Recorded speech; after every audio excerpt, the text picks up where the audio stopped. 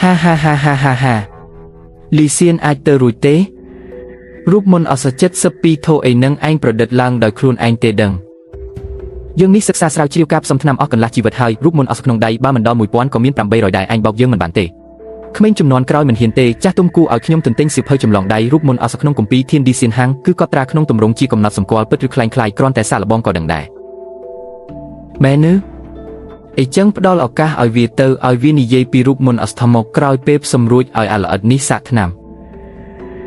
ក៏អាចសាកល្បងបានដែរឯងទៅយកថ្នាំទៅយើងនឹងផ្សំវ៉ាដោយផ្ទាល់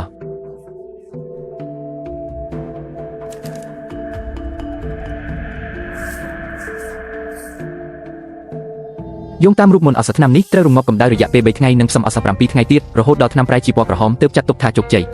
ការផ្សំថ្នាំគឺប្រើប្រាស់ថាមពលវិញ្ញាណខ្លាំងណាស់ប៉ុន្តែដោយសារវាជារូបមន្តអសបុរាណយើងសុខចិត្តសាកល្បងប៉ុន្តែត្រូវនិយាយឲ្យច្បាស់ជាមុនសិនបើយើងដឹងថាអញលេងសាច់នឹងយើងលទ្ធផលយ៉ាងណាអញច្បាស់ជាដឹងហើយហុងវិនឯងក៏នៅទីនេះដែរជួយការពារយើងផងគ្រូគុំបារម្ភអីមានកូនសិស្សនៅទីនេះគ្មានអ្នកណាហ៊ានមកបង្កចំនួនឡើយ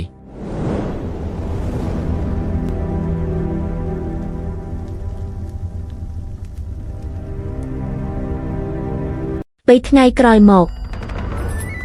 លោកគ្រូតើជាថ្នាំខូចមែនទេខ្ញុំដឹងតាំងពីដំបូងថាអាល្អិតនេះមានបញ្ហាហុងវិនទៅកំចាត់វាឥឡូវនេះទៅលោកចាស់ទុំវាគួរតែជាថ្នាំដែលសម្រេចហើយហេតុអ្វីបានជាឯងដឹងក្លិនស្មៅទិព្វនិងអសទិព្វខុសពីក្លិនថ្នាំដែលផ្សំរួចក្មេងជំនាន់ក្រោយនេះនឹងបែងចែកណាស់បែងចែកស្អីទៅឯងនៅតែឌឺដងឲ្យយើងទៀតមែនទេមានការយល់ដឹងបែបនេះពិតជាមិនធម្មតាមែនពិតជាសម្រេចបានថ្នាំមែនប៉ុន្តែនៅខ្វះជំហានចុងក្រោយមួយទៀតទើបថ្នាំនេះអាចចេញជារូបរាងបានអញ្ចឹងសូមពឹងលើលោកចាស់ទុំហើយការផ្សំថ្នាំគឺពឹងផ្អែកលើធម្មពលវិញ្ញាណពេញ3ថ្ងៃនេះគាត់មិនហ៊ានធ្វើប្រហែលសំបីតែ1វិនាទីធម្មពលវិញ្ញាណប្រកាសជាខូចខាតយ៉ាងខ្លាំងហើយគាត់នៅតែត្រូវការការពារនោះមានន័យថានៅពេលផ្សំថ្នាំគាត់គឺទន់ខ្សោយបំផុតប៉ុន្តែបន្ទាប់ពីថ្នាំផ្សំរួចដល់វេនឯងសាកថ្នាំហើយគួរឲ្យស្ដាយណាស់ឯងសំណាងល្អរស់បាន3ថ្ងៃទៀត3ថ្ងៃក្រោយមកពិតជាដូចអ្វីដែលឯងនិយាយមែនសម្រេចបានថ្នាំហើយគ្រាន់តែមិនដឹងថាប្រសិទ្ធភាពយ៉ាងណាទេញ៉ាំវាទៅលោកចាស់ទុំថ្នាំនេះក្មេងជំនាន់ក្រោយសាកមិនបានទេនិយាយផ្ដេសផ្ដាសដូច្នេះរូបមន្តអសនេះគឺឯងប្រឌិតឡើងមែនទេតើឯងភ្លេចខ្លួនហើយមែនទេឯងជាកូនក្មេងអសជាគ្រឿងផ្សំសម្រាប់ផ្សំថ្នាំរបស់យើងតែប៉ុណ្ណោះគ្រាន់តែជាគ្រឿងផ្សំមួយមិនបាច់មានគំនិតច្រើនពេកទេលោកចាស់ទុំថ្នាំនេះមានឈ្មោះថាថ្នាំឆ្អឹងប្រសិទ្ធភាពសម្រាប់អ្នកបាក់ដៃបាក់ជើងអាចធ្វើឲ្យឆ្អឹងដែលបាក់ដុះឡើងវិញបានខ្ញុំមានអវយវៈគ្រប់គ្រាន់បើញ៉ាំទៅក៏គ្មានប្រសិទ្ធភាពដែរហើយក៏មិនអាចផ្ទៀងផ្ទាត់រូបមន្តអសដែលខ្ញុំចាំបានដែរ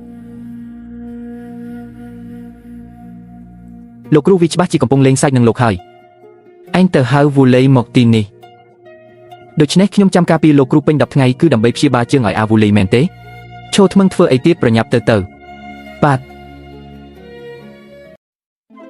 លោកចាស់ទុំហ្វុងលោកហៅខ្ញុំមកតើមានការអីមែនទេកាលពីមុនរៀមច្បងហុងវិនច្រឡំដៃវីបាក់ជើងឯងក្នុងចិត្តតែងតែមិនស្រណុកឡើយដូច្នេះគាត់នឹងលោកចាស់ទុំបានផ្សំថ្នាំឆ្អឹងមួយគ្រាប់ឲ្យឯងឲ្យជើងជាសេះស្បើយលឿនបន្តិចនិងបានមើលថែរៀមច្បងហុងវិនបានល្អពិតមែនឬអរគុណរៀមច្បងហុងវិនអរគុណចាស់ទុំហ្វុងអាហាឈឺណាស់រៀមច្បងហុងវិនចាស់ទុំហ្វុងនេះជាថ្នាំស្អីទៅអាល្អិតរូបមន្តអសរបស់ឯងពិតជាមានបញ្ហាមែនដូច្នេះរូបមន្តអសទាំង72នោះគឺប្រឌិតឡើងសោះមិនអាចទេវាត្រូវបានសរសេរយ៉ាងច្បាស់នៅក្នុងគម្ពីរធានឌីសៀនហាងមិនអាចខុសឡើយហេតុអ្វីបានជារៀមច្បងហុងវិនប្រញាប់ប្រញាល់ម្លេះអាហា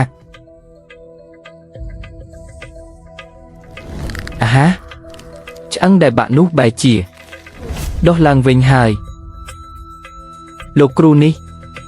ខ្ញុំមិនបានមើលច្រឡំទេមែនទេអាល្ងងគ្រូឯងមើលច្រឡំយ៉ាងម៉េចទៅពិតមែនហើយសំជាគម្ពីរធានឌីសៀនហាងមែនអាចធ្វើឲ្យឆ្អឹងដែលបាក់ដុះឡើងវិញបានសរសេរឲ្យយើងសរសេររូបមន្តអសទាំង72នោះឲ្យយើងទាំងអស់មកបើសរសេរទាំងអស់តើខ្ញុំនៅមានជីវិតរស់ទៀតទេ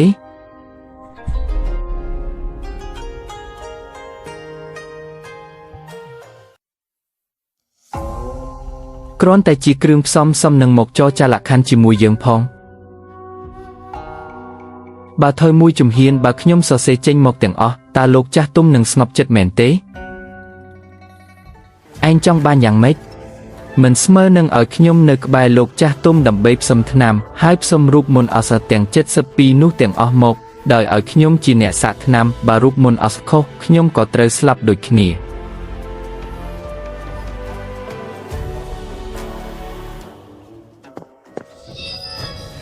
លោកគ្រូប្រគល់វាឲ្យខ្ញុំមក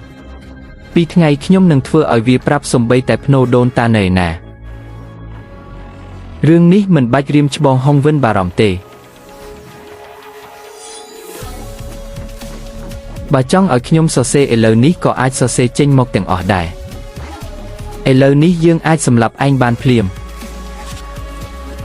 ទាំងសងខាងសុទ្ធតែជាផ្លូវស្លាប់ហេតុអ្វីបានជារៀមច្បងលីម្នាក់នេះខ្លាំងពូកែម្លេះ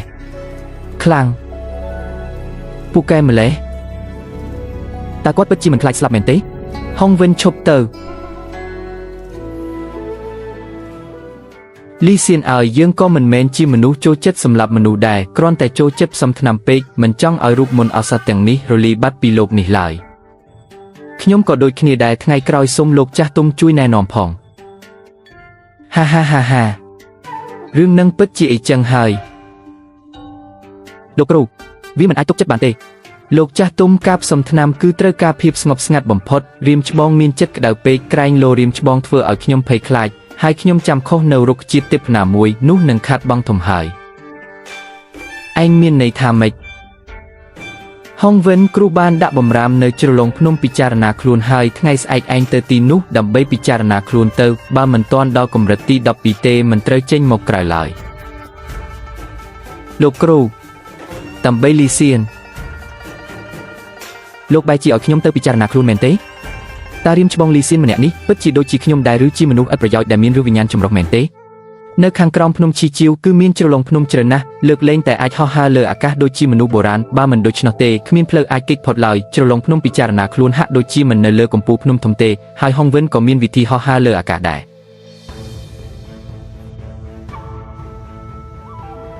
រៀមច្បងលីអរគុណសម្រាប់ថ្ងៃនេះមិនអីទេគ្រាន់តែជារឿងបន្តិចបន្តួចប៉ុណ្ណោះមែនហើយតើបន្លែនិងសាច់នៅក្នុងផ្ទះបាយនេះបានមកពីណាតើឯងចុះពីលើភ្នំទៅទិញដោយខ្លួនឯងមែនទេមិនមែនទេនៅក្នុងបាក់មានអ្នកដឹកជញ្ជូនស្បៀងអាហារមកឲ្យជាពិសេសពួកគេនឹងមកបំពេញបន្ថែមរៀងរាល់ខែ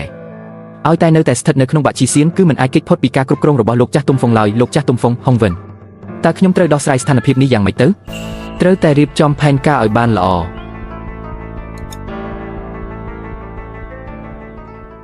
បើឯងមិនធ្វើជាអ្នកហាត់ពុតទេឯងច្បាស់ជាចុងភៅដល់ឆ្នាំម្នាក់ហើយជំនាញនេះបើមិនបើកហាងស្រាពិតជាគួរឲ្យស្ដាយណាស់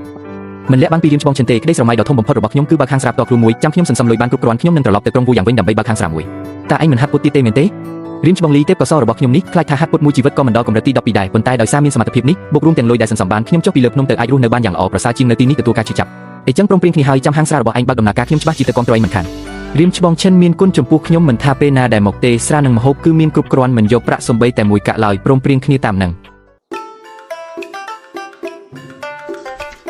វិជាគ្រប់គ្រងទឹកត្រូវតែធ្វើបាបខ្លួនឯងជាមុនសិនកាប់ផ្ដាច់ទុកកង្វល់យល់ដឹងដោយគ្មានគ្រូវិជានេះពិតជាសម្រាប់មនុស្សឆ្កួតមែនពាក្យរបស់មនុស្សឆ្កួតតើអាចជឿបានទេគម្ពីរសៀនឡៃនិយាយថាវិញ្ញាណទាំង4វិលមករកប្រភពដើមគឺការបញ្ចូលវិញ្ញាណដែលមានលក្ខណៈខុសគ្នាទៅជាធ្លុងមួយដើម្បីធ្វើការហាត់ពុតដោយការហាត់ពុតដោយថាមពលវិញ្ញាណទាំង4មិនបាច់ហាត់ពុតប្រភេទថាមពលវិញ្ញាណផ្សេងគ្នាដាច់ដោយឡែកពីគ្នាដើម្បីបើកចំណុចខ្សែកាប់ឡើយទោះបីជាល្បឿននៅតែមិនអាចប្រៀបធៀបនឹងវិញ្ញាណស៊ូបឬវិញ្ញាណទ្វេបានក៏ដោយក៏វាមិនយឺតជាងប៉ុន្មានដែរអ្វីដែលសំខាន់គឺត្រូវហាត់ពុតឲ្យចេញជាថាមពលវិញ្ញាណទាំង4មិនខ្វល់ទេសាកល្បងមើលសិនទៅ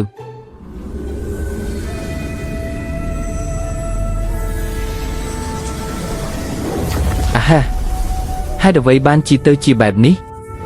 ពិតជាមិនងាយស្រួលបែបនេះមែនលក្ខណៈទាំង4បង្កើតនិងបំផ្លាញគ្នាទៅវិញទៅមកការបញ្ចូលគ្នាទៅជាធ្លុងមួយគឺពិបាកពេកហើយមិនអីទេថ្នាំសម្រាប់ហាត់ពុតនៅមានរាប់ពាន់គ្រាប់ទៀតចាំដល់កម្រិតទី12ប្រហែលជាមានកម្លាំងអាចប្រយុទ្ធជាមួយគ្រូនិងសិស្ស2នាក់នេះបានហើយ